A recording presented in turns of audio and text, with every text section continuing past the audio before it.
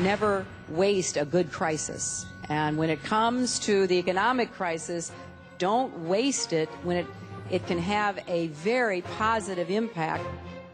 You never want a serious crisis to go to waste. The way we're going to win over the long term is not just militarily. We've got to win over hearts and minds. And what that means is we've got to invest in countries that have no educational infrastructure, have no means for young people to get ahead. We've got to give them a stake in creating the kind of world order that I think all of us would like to see.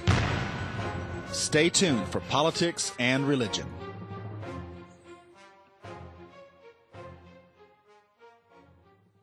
The scandal concerning global warming gets worse and worse.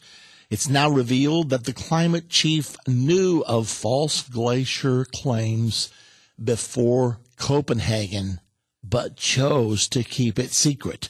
The chairman of the leading climate change watchdog, the International Panel on Climate Change, was informed that claims about melting Himalayan glaciers were false before the Copenhagen summit. The Times of London is now reporting.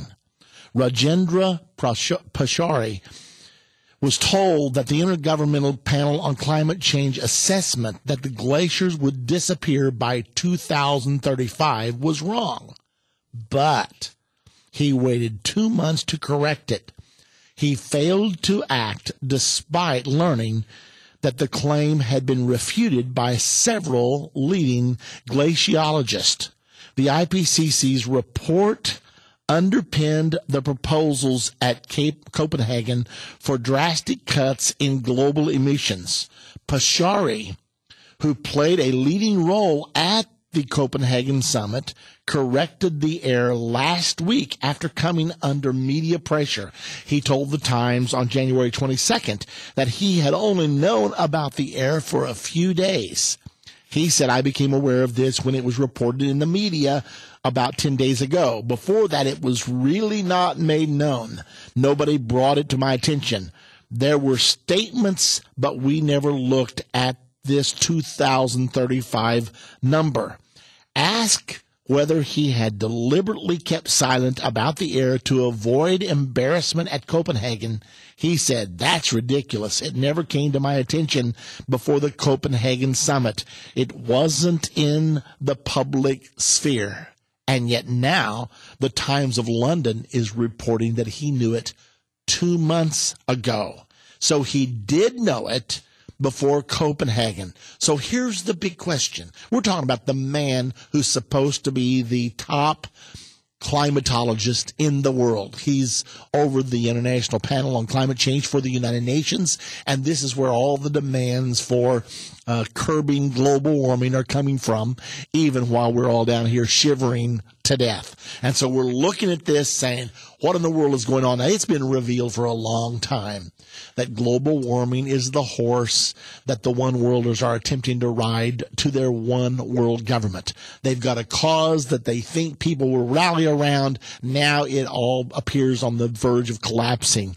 When the emails that are called ClimateGate, when all that broke, when the private emails of some of the leading climate scientists in the world began to hit the internet, and we saw such terms as hide the decline, delete those emails, don't let people see them, do not obey the Freedom of Information request, even though it's law to obey it. We begin to see all this.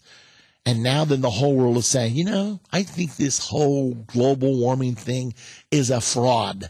And yet these people are so arrogant that they have the nerve to keep on singing the same song, even though the signs all around them tell them, hey, it's not true. I mean, it even happened in President Obama's State of the Union speech.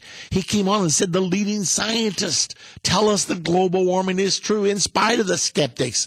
Well, let me tell you, ladies and gentlemen, it hasn't warmed in the last 10 years, even though CO2 has been escalating rapidly. Ladies and gentlemen, it's not true. It's a big hoax.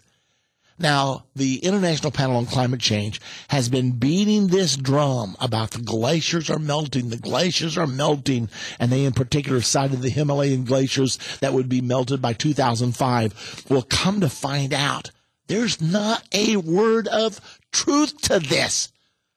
And yet all the leaders of the world, I'm talking about Gordon Brown, Barack Obama, Tony Blair, they're all singing this global warming. We have to panic. We have to bring CO2 down. We don't have to bring CO2 down at all. It's a hoax.